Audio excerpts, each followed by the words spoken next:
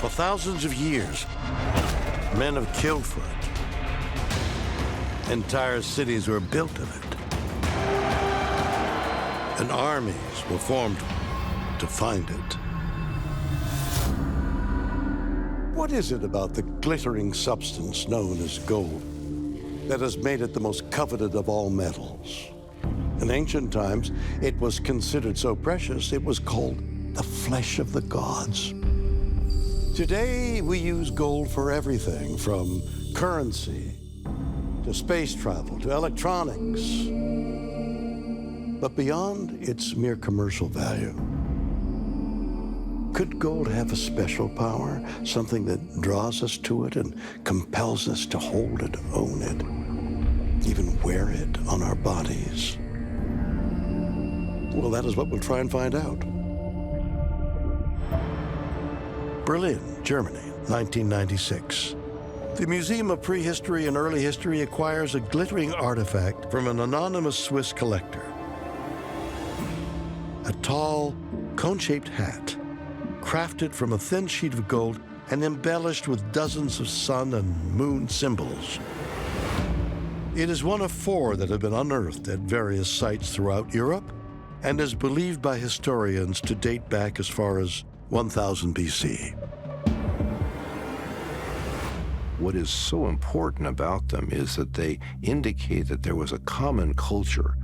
The images on them represent astronomy, the study of the stars. They also have complicated mathematical implications, suggesting a level of philosophical development that's very advanced for what we thought was available at that time.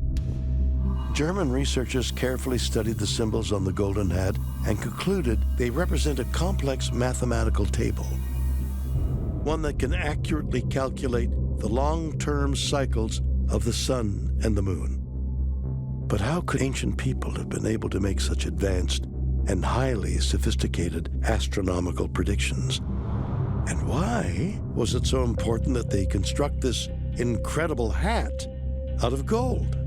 The suggestion is that they belong to what might be referred to as oracles, people that could fall into an altered state and prophesize, could come up with statements relating to the future or other worldly situations.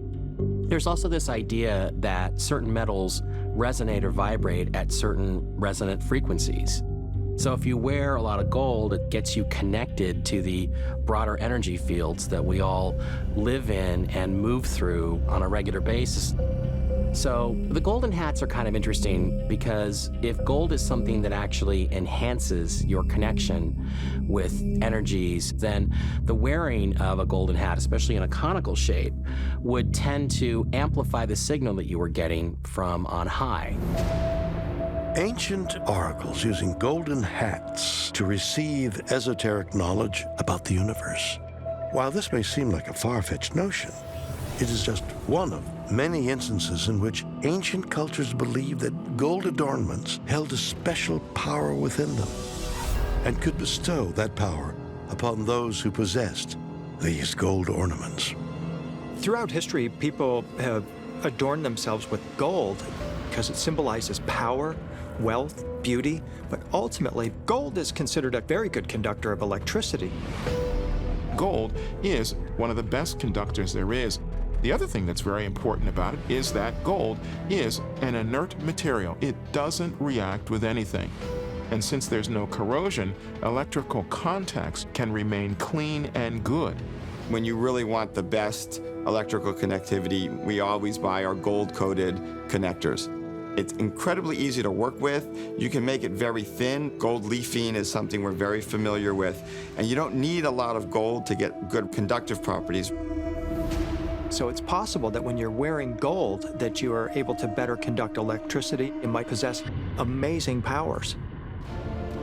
If you think that the belief in gold objects having some sort of intrinsic power is the quaint notion of a bygone era, well, you'd be wrong. After all, we still reward our nation's highest athletic achievements with gold medals. Gold jewelry is still more desirable than that of silver or platinum. And monarchs still wear gold crowns on their heads.